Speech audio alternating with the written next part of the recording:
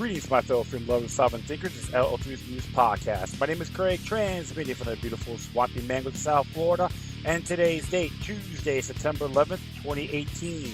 So let us begin.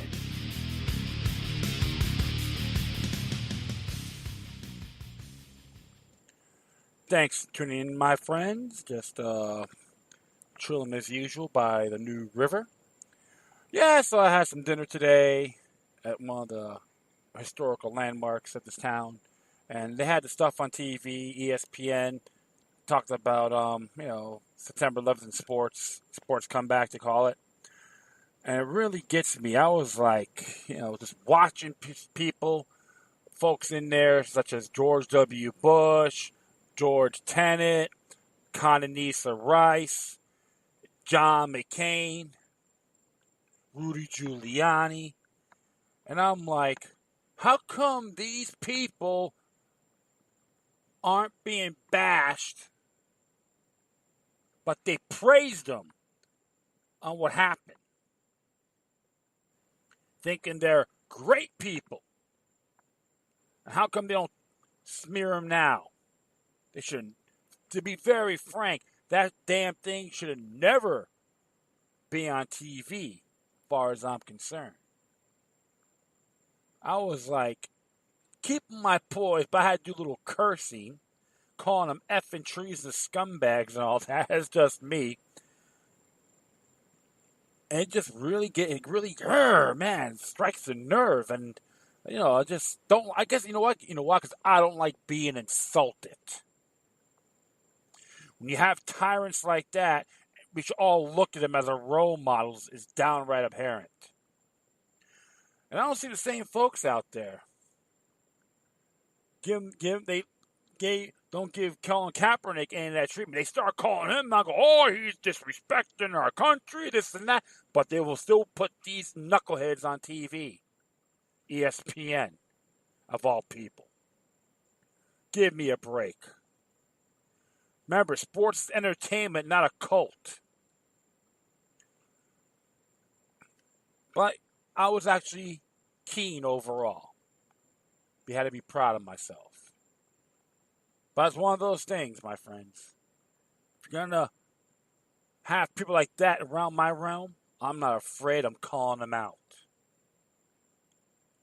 Because to be very honest, what happened on that horrific day 17 years ago, I am convinced those individuals, Orwellian types, have prior knowledge of what happened. So that's one of those areas it's like, hi, I'm a corrupt individual, worship me, yay!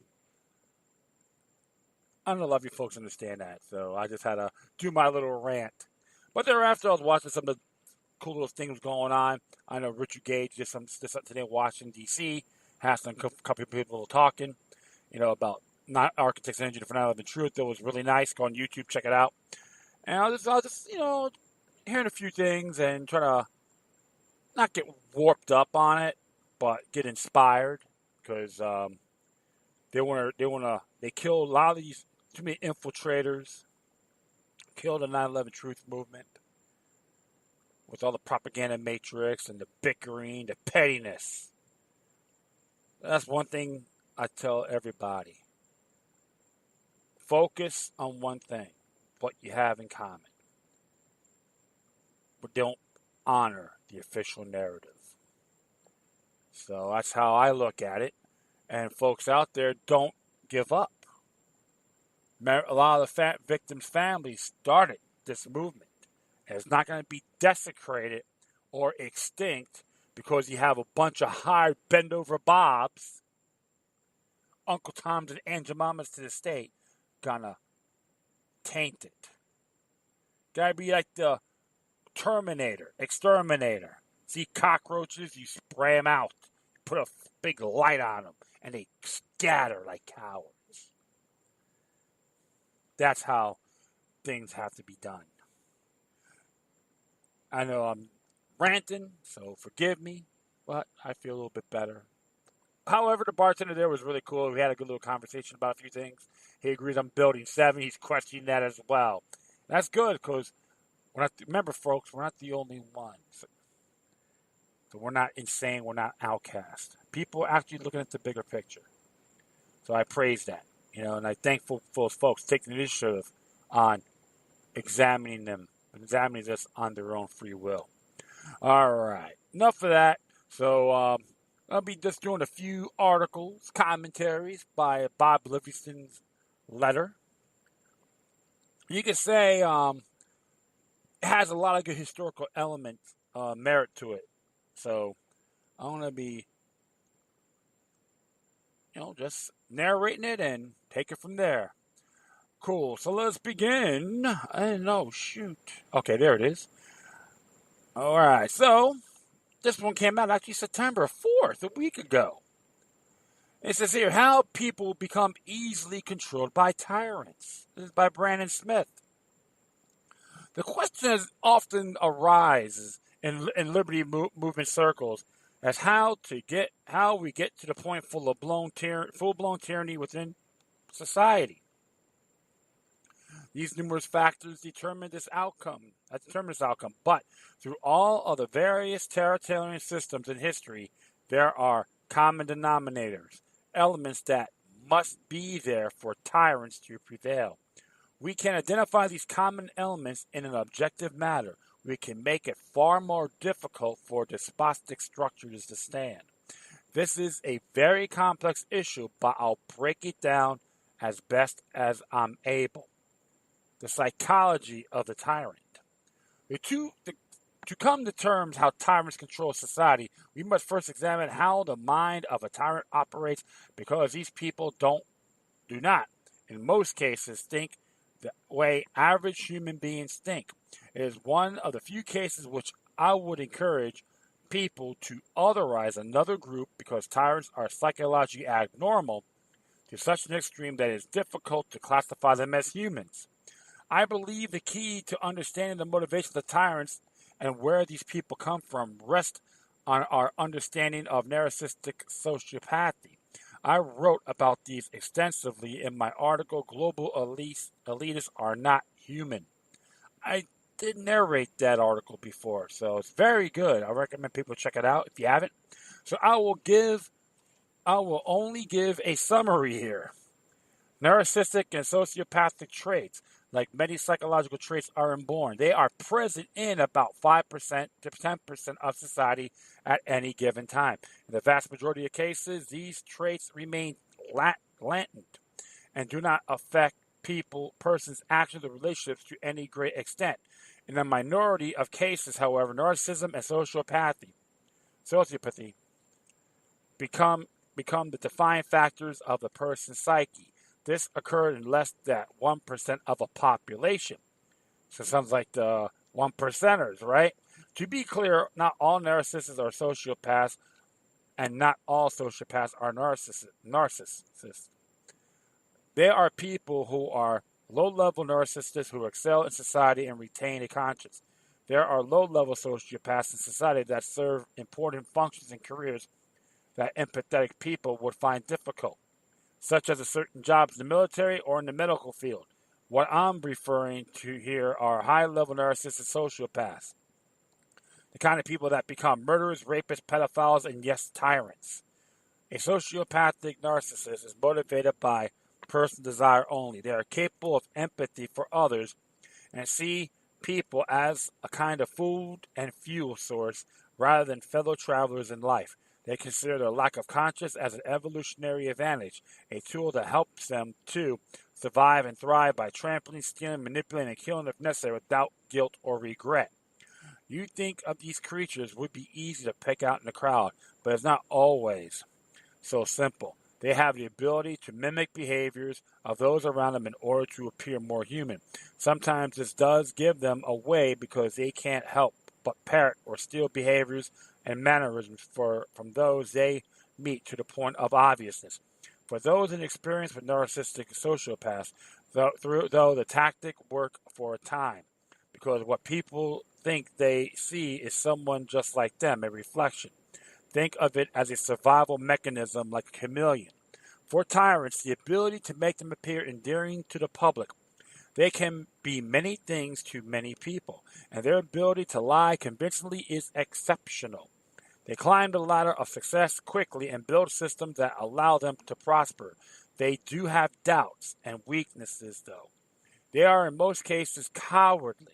They would prefer to get what they want through subversion and trickery, and they run from direct conflict. They prefer to use other people, useful idiots, as weapons or shields rather than risk facing off with their ideological opponents.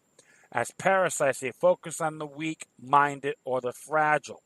Sounds like psychic vampires. They definitely want an admiration from very people they victimize. Therefore, they are constantly forced to play roles in order to appear normal.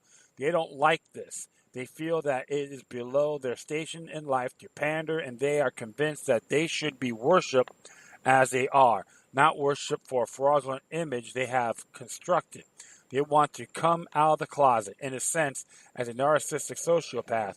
But if they do under a stable social climate, they will be shunned or burned at the stake. They tend to band together for this very reason and are willing to work with each other. Sorry about that. Woo! As long as there is mutual benefit. Thus, these people seek to create chaos and then reorder society to act more like they act, or more like they think. When the masses have been convinced to abandon conscience, then the monsters can come out into the light without fear. Here is how they achieve this goal and how people help them do it. False assumptions. Almost all bad situations start with false assumptions based on bias rather than fact or evidence. The most dangerous assumption when it comes to tyranny is we are in the right. Therefore, we are not supporting tyranny. The question that needs to be asked, though, is are they really right according to facts? If the answer is no, they are probably fueling a tyrannical system. First and foremost, many human beings want to be right more than they want to be correct. This is to say, they are happy to win arguments and conflicts regardless of whether or not the truth is on their side. The bias is the root of many catastrophes in history. This is not to say that they don't have a conscience. Most people, in fact, do have a conscience that tells them their assumptions are wrong, but they still commit acts of stupidity and atrocity. This is where tyrannical manipulators tend to help them along. Tyrants find great joy in creating all kinds of logical fallacies, mental gymnastics, and morally relative sales pitches in order to convince the group of people that their wrong assumptions are right. The truth becoming foggy and evidence becomes unnecessary. In this state of mind, when individuals melt together into a mob, assumptions become cult dictates and winning becomes paramount. False assumptions and biases can be turned into normal upstanding people into monsters, all because they refused to accept their ideological position was flawed, all because they were afraid to feel embarrassed or admit they have been conned. It sounds like we have these clowns from these synthetic movements, and everyone's following them, and the so-called leader don't care. False sides. The taking of sides in political discourse is natural and normal. Even when people are entirely honest about the facts on hand and agree on basic principles of human decency and freedom, they will still disagree on what solutions should be used to deal with the problems in front of them. This creates a spectrum within society that is ever present. It cannot be helped or avoided. Tyrants understand the basis of the spectrum and try to use it to their advantage to manipulate people away from thoughtful discourse and towards mindless discourse. Tyrants exploit the masses more easily when people assume that corrupt political and social leaders are working for their side against the other side. Often these leaders can be bought or threatened into subservience. Tyrants then use them to drive the spectrum to the furthest opposites until both sides adopt an attitude of zealotry. This happens only in politics, but in geopolitics, as entire nations are driven to war with each other by puppet presidents and governments over-engineer conflicts that only ever benefit the cabal of tyrants behind the curtain. You see what's going on with the political coup since the Trump administration, when Trump became president? I'm not worshiping the guy, but, a lot of cloak and daggering going on. And people that can hate the man, they could be lying, oh yeah, but we hate him anyways, that person's right. Just an example. Just say, same thing with the Obamanoids, and Obama haters too. Zealotry and false narratives. I view zealotry as a kind of psychological disease that is actually communicable. It is to say, it spreads like a virus through a culture until everyone is infected. Zealotry happens when a person embraces an ideology to the point that it overrides their personality and their soul, and they are no longer able to think clearly as an individual. This includes considering the possibility that they are on the wrong side of history and mortality. Zealotry on a couple on a mass scale depends on a number of dominoes set in succession. The threat of civil breakdown and economic suffering helps. Ideological opponents must be painted as an imminent and vile threat to the very fabric of society. In some cases, they are a real and created threat, controlled opposition. In other cases, they are a paper tiger meant to drive another group to support tyrannical measures. Tyrants build false narratives. That is what they do best. They encourage people to unknowingly become villains, or they accuse innocent groups of villainy in order to create divisions. They need all sides to see everyone else either as an ally or an enemy. There is no in-between. If a person is not conformed to the views of the zealot, then he must be immediately treated as a threat. This causes an endless echo chamber which destroys all dissent or disagreement, no matter how rational. Zealots operate primarily on fear because making them easy prey for tyrants. And as some nerd once said, fear is the mind killer. Fear is the little death that brings total obliteration. Yes. Apathy and false hope. More than anything else, tyrants desire an apathetic population. Apathy breeds complacency and inaction, and it also encourages delusional thinking. Apathetic people tend toward the philosophy of pacifism as a means to vindicate their own behavior, but this is merely a mask designed to hide their fear. They might fear suffering, they might fear loss, they might fear failure, but they certainly have fear and stop them from standing in the way of developments that they know are evil in nature and that require an aggressive response. Apathy can also be bred into a society. Through the use of false hopes, tyrants create scenarios in which the public is made to believe positive change is about to take place, usually though through politics. But there will be no change for the better beyond the cosmetic. Things only get worse in the process of conditioning. Tyrants raise up in the hopes of the masses and then dash them to the ground over and over until the public gives up. It's like the governmental and presidential primaries or the elections. Think about it. That's what I tell folks. Don't believe the hype. Always remain vigilant. The problem is not that things cannot change for the better, but that the public keeps playing by the rules of a game fabricated by the very people that are causing their misery. Stepping outside the constraints of that game requires us to take matters into our own hands rather than waiting around for others to make changes for us. It requires risk, and the farce of tyranny is to ever end. All awake and aware people will have to take many risks. I've heard it argued that tyranny is a natural and inviolable product of human society, that tyrants cannot be avoided, that they will always exist, and any attempt to remove them will result them in only being replaced with other tyrants. This is a pinnacle of the pathetic mindset. It is the dark void of nihilism. One could also argue that there is no point to washing ourselves because we are just going to get dirty again tomorrow. But these people will eventually die of disease. If tyranny is a human constant, then rebellion must also be a human constant. Otherwise, humanity dies or is turned into something unrecognizable. And it's absolutely correct. And this is why, my friends, you gotta, when it comes to stuff like this, don't fall for the hype. Don't be the cow, the sheep, or the rat. Don't let this person be your Pied Piper. Lead the way, guide the crew, into the pit we go. That's what comes down to it in the long view, long run. If you study history, same thing. Look what's going on right now. What happened to Mugabe? People are getting the middle finger in Zimbabwe. People got the middle finger by their clown, Mugabe. They're going to do the same thing in South Africa. I guarantee you that. I wouldn't be surprised when all those folks, oh yeah, we're going to get rid of the farmers, take the white people's land, farmland. And you know what?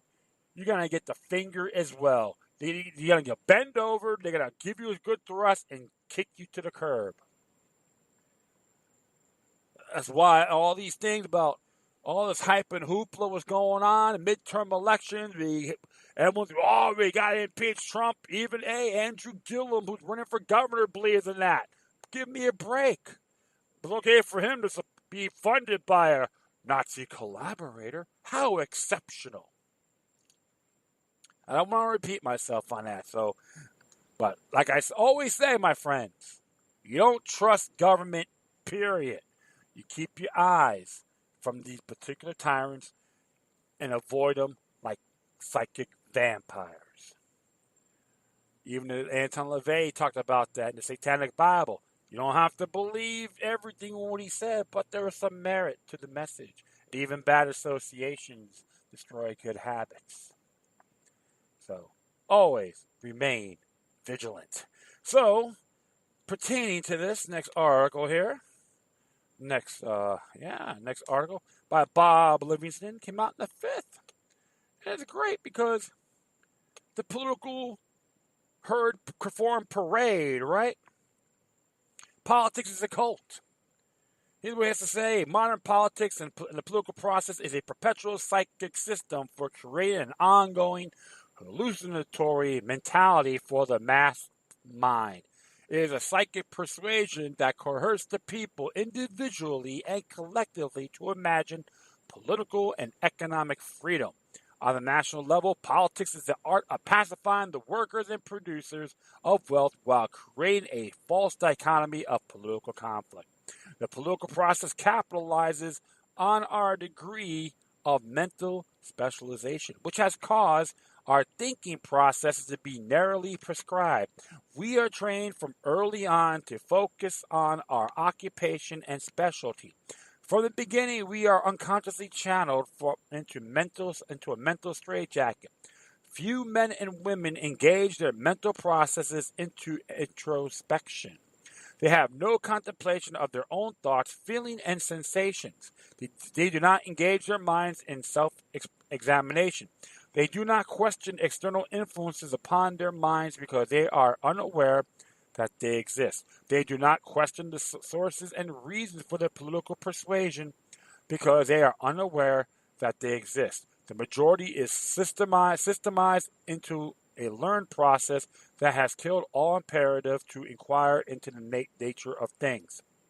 The baffling thing is that discriminating people seem to come from various levels of mental abilities and initiatives. We cannot seem to index people according to IQ. Some people have introspection, logic, and reason. They inquire into relationships. Education does not promote these mental attributes. They seem to be innate or expressed as biochemical individuality. It seems to be a sixth sense syndrome. Human nature responds to authority. Human nature does not question authority. In other words, it is more natural to the human species to respond to authority than not to respond to authority. Authority can be political, medical, economic, or social. We are intellectually lazy. It is easier to follow the crowd with conditioned responses. It is far easier to be dependent than to be independent. Everything in our culture is created for us, even our mental processes. In his book, The Crowd, Gustave Le Bon writes, the majority of men, especially among the masses, do not possess clear and reasoned ideas on any subject, whether outside their specialty. We are overwhelmingly supplied by the mainstream media, electronic media, and by the periodical publications which manufacture opinions for their readers and supply them with ready-made phrases which dispense them from troubling of reason. As soon as the new dogma is implanted in the minds of crowds, it becomes the source of inspiration whence are involved in its institution and arts and mode of existence. The only real tyrants that humanity has known have always been the illusions it has forged for itself. The philosophic absurdity that often marks general beliefs has never been an obstacle to their triumph. I will take the issue with Monsieur Le Bon on the fact about the source of the illusions of the crowd. They are not forged by the crowd, but by the dogma implanted in the minds of crowds. One thought processes are not our own. They are supplied to us. We are only the hard drive. We respond exactly according to our program, except those few of our writers who have the mental capacity of introspection and discrimination. Congratulate yourself for not being part of the automatic response society. An inquiring mind is symptomatic of intellectual freedom. Few have it. Now, shouldn't we give these words practical application as to our current political situation? Separate your thinking for a moment from the mass mind. Look at last week's lionization of Senator McCain. All former presidents and most political establishments were on hand for the political theater. One would think McCain was George Washington, Thomas Jefferson, than a lifetime political hack. Member of the Keating Five, godfather of the Muslim Brotherhood, and ally to Al Qaeda's terrorists, supporter of the slaughter of innocent women and children in the Middle East, and puppet of the globalists who work behind the scenes to destroy our liberty and steal our wealth. Politicians and media who previously accused McCain of fathering an illegitimate child with a black woman, spreading rumors that his second wife Cindy was addicted to painkillers, that McCain was unstable due to his time as a prisoner of war and visited prostitutes. George W. Bush campaign that claimed he was having an affair with the lobbyist the New York Times that cast him as a kin of evil rule in Star Wars, The Atlantic, and who likened him Hitler in Scotland, Hollywood, and Daily Chaos. And a racist Democrat politician sang at his praises as if he was a great statesman and patriot. Here is an experiment for you. Draw a line down the middle of a piece of paper. On one side, put Bill Clinton and Barack Obama. On the other, put George W. Bush and John McCain. Forget, if you can, personalities and physical appearances. List the differences of each. Have you discovered that their differences have become their similarities? Are they not politically the same? Whence came these manufactured politicals? It's interesting. Yeah, you should try that. It'd be pretty cool. For public consumption on the campaign trail, they appear to be mortal enemies that all gather together outside of politics, and they're all in the same club, glad-handing and hugging one another like family. During his eulogy of McCain, Obama opined that when all was said and done, we were on the same team. We never doubted we were on the same team. There is their team, the elites.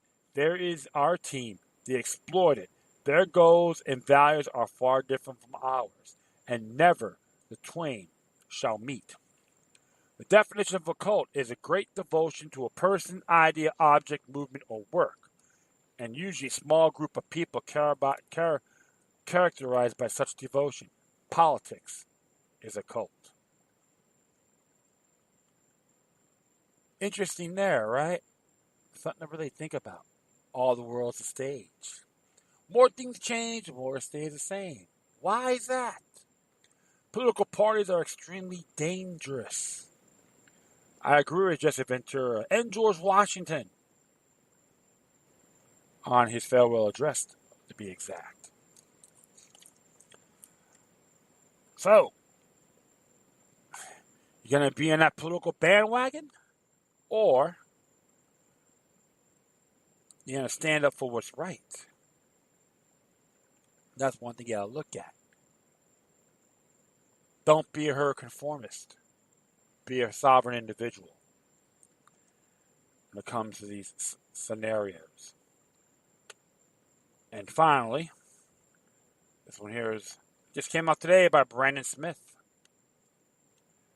And this one's entitled, Understand the Tactics of Subversive Globalism. As it reads here, when the ideology of globalism is discussed in liberty movement circles, there are often misunderstandings as to the source of the threat and what it truly represents. This may in some cases be by design. The latest era of supposed populism led by figures like Donald Trump, and entirely new and very green generation of liberty activists find themselves hyper-focused on the political left in general, but seem to be assessed when attacking the symptoms of globalism rather than the sources. I attribute to this clever propaganda campaign by globalist institutions. For example, when globalism is brought out in terms of its conspiratorial influences, the name of George Soros is usually mentioned.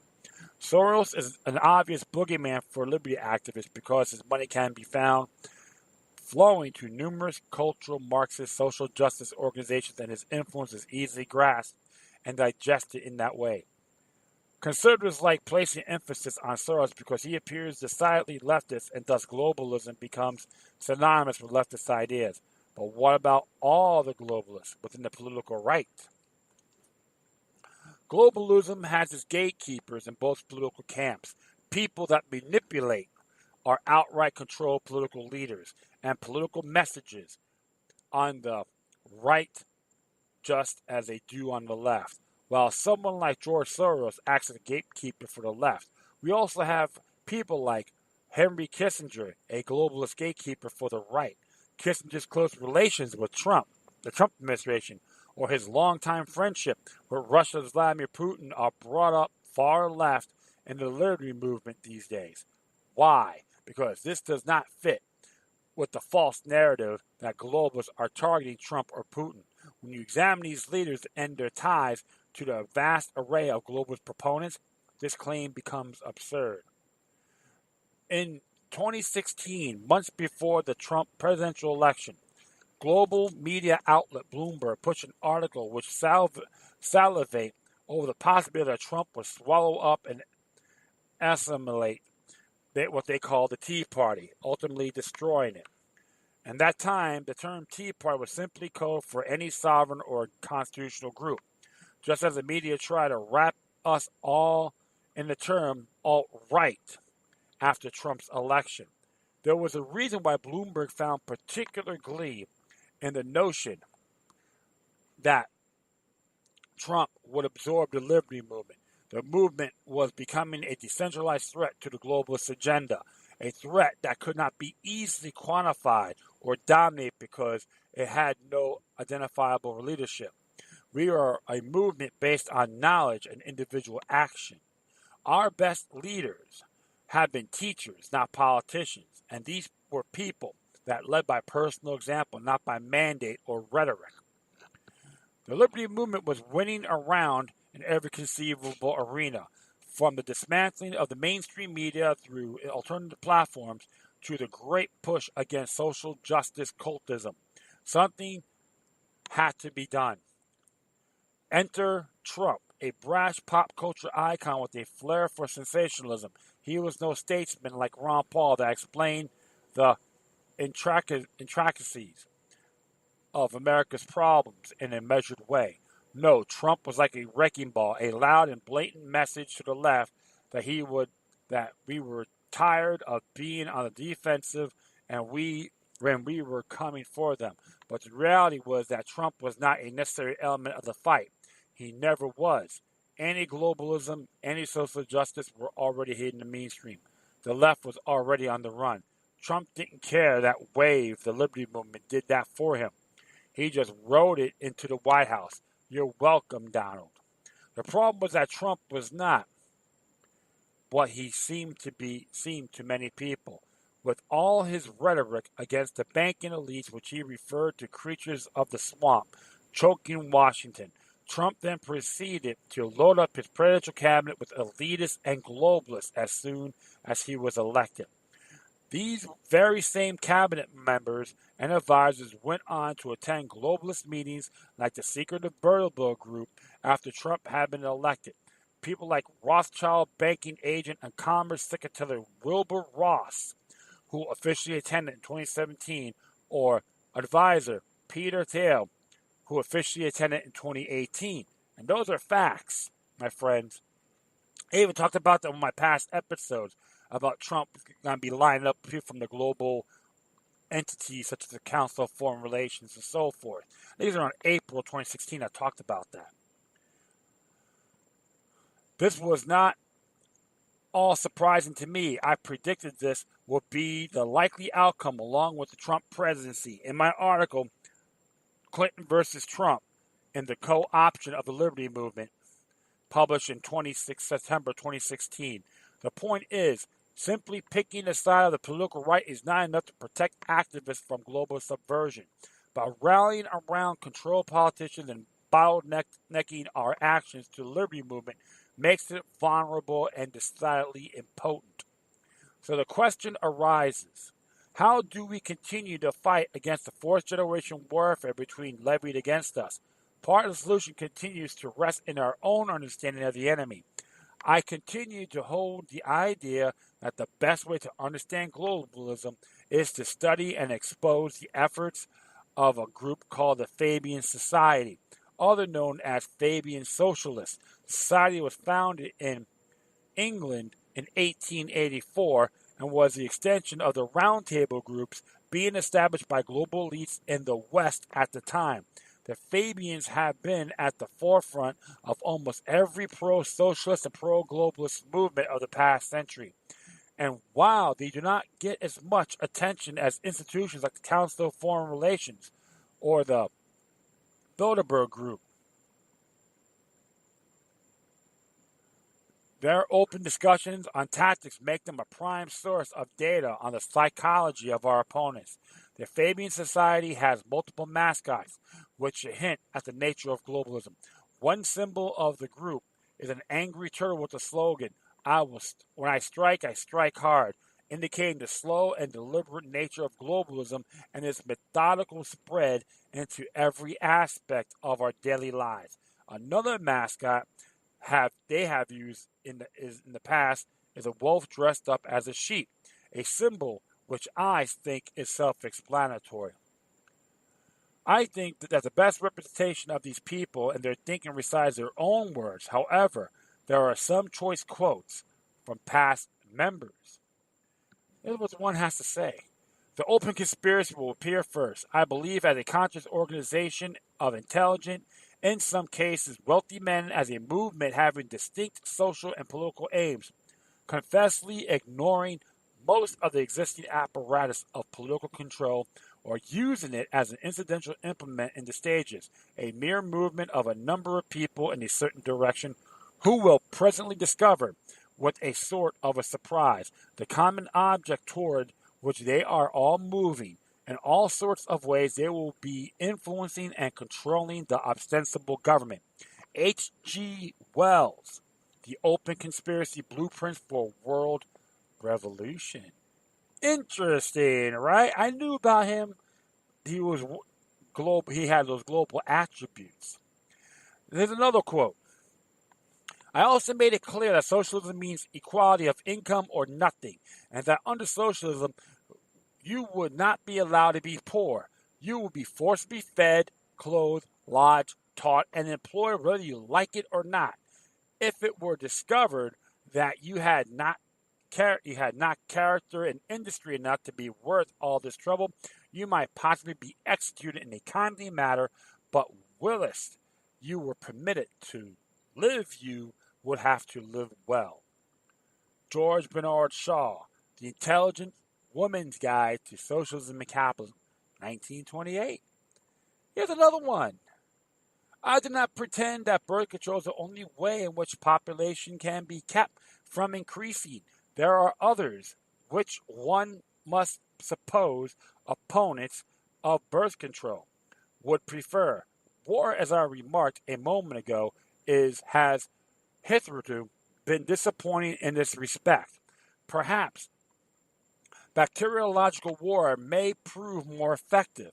If a Black Death could be spread throughout the world once in every generation, survivors could procreate freely without making the world too full. There would be nothing in this to offend the consciences of the devout or to restrain ambitions of nationalists. The state of affairs might be somewhat unpleasant, but what of that? Really high-minded people are different to happiness, especially other peoples. Bertrand Russell, The Impact of Science on Society, 1953, a eugenicist. He has another one here. I think the subject which will be the most important politically is mass psychology. The various results will soon be arrived at that the influence of home is obstructive. Although the science will be diligently studied, it will be rigidly confined to the governing class. The populace will not be allowed to know how its convictions were generated. When the technique has been perfected, every government that has been in charge of education for a generation will be able to control its subjects securely without the need of armies of policemen. Educational propaganda with government help could achieve this result in a generation. There are, however, two powerful forces opposed to such a policy. One is religion, the other is nationalism. A scientific world society cannot be stable unless there is a world government. The same SOB. You hear that? Bertrand Russell, once again, from the impacts of science on society. So all you folks out there, even if you have socialist views, pay attention, please. Because these individuals, that mindset, don't give a damn about you as well. All right, this one here. And it seems to be perfectly in the cards that there will be within the next generation or so a pharmacological method of making people love their servitude and producing a kind of painless concentration camp for entire societies, so that people will in fact have their liberties taken away from them, but will rather enjoy it, because it will be distracted from any desire to rebel by propaganda, brainwashing enhanced by pharmacological methods. Aldous Huxley, The Ultimate Revolution, March 20th, 1962, Berkeley Language Center. Today, the Fabian Society still exists and operates as a think tank, much like any other globalist think tank. Their articles and essays push the latest globalist propaganda, from the erasure of national sovereignty to promotion of gender politics and gender fluidity. But what can we draw from these writings and the statements of past members? First, globalists use guerrilla-like tactics to achieve their goals, and they often act slowly and quietly over the years or decades. The Fabian Society was named after the Roman general Quintus Fabius Maximus, who famously used tactics of attrition and delay to defeat his enemies. Liberty activists need to start thinking in terms of the long game, much like a chess player does, in order to grasp the globalist agenda. The events triggered today may have intended effects which are not necessarily obvious to us now, unless we considered how they relate to the greater scheme. Second, control of governments and political leaders is paramount to the success of globalism. The notion that any major political leader comes to power without globalist influence is utterly naive. Trump and his swamp creature appointed cabinet are perfect examples of this. Rhetoric is meaningless, and while such leaders may throw their base a bone now and then, in the end their actions only push the ball toward the globalist. This may even include sabotaging their own presidency to make way for a globalist solution. Third, mass psychology is a globalist obsession. All power stems from perception. Figureheads and ideological groups sometimes offer social advantage to the public without much effort on their part. The temptation of this offered can lead people to hand over their free will in exchange. But not all progress is actually advantageous for the masses, and miseries usually follow such Faustian deals with the elites. Escape is difficult. Therefore, globalists must control their narratives at all costs. The public is so divided as much as possible in order to keep them distracted from the guiding hand of the cabal itself. And in any group, though that opponents them directly has to be co-opted or destroyed.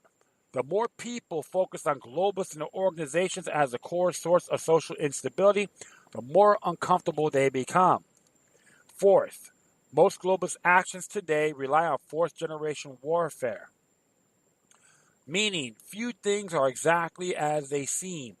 Ever, I suspect the success of liberty activists has forced them into more elaborate forms of theater. Nothing they do is ever simple, unless you have studied the motivations and mindset of the globalists. Then they become rather predictable, unoriginal, and bizarrely robotic in their behavior. They appear brilliant in execution of their agendas only because they have centuries of experience implementing the same con games over and over. They are sociopathic grifters. They are clever and without remorse, but not geniuses in any sense of the word. For now, education, a general liberty movement, and the people around us on these issues remains the best method for throwing a monkey wrench in the globalist machine. Countering their psyops should be our bread and butter, and failing into the narrative traps they curate must be avoided. They have spent a considerable amount of thought and energy trying to co-opt our efforts, and that should give everyone pause. For what we are not a true threat, why would they bother with us?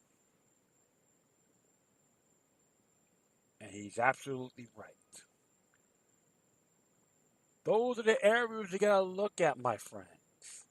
September 11th, 2001 was a very disturbing, horrific, infuriating example how they can control the masses with fear. Mind control 101 at its finest.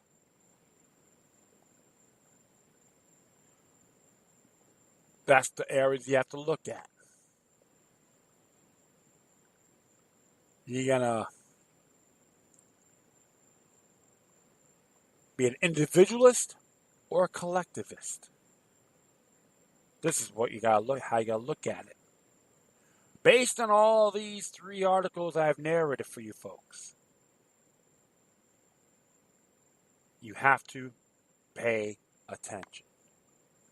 So I will say this title of the episode is Vigilance against Vigilance towards the propaganda matrix. That will be the title of the show. I should have said that in the beginning, but I'll let you know now. Always keep these bastards on their toes.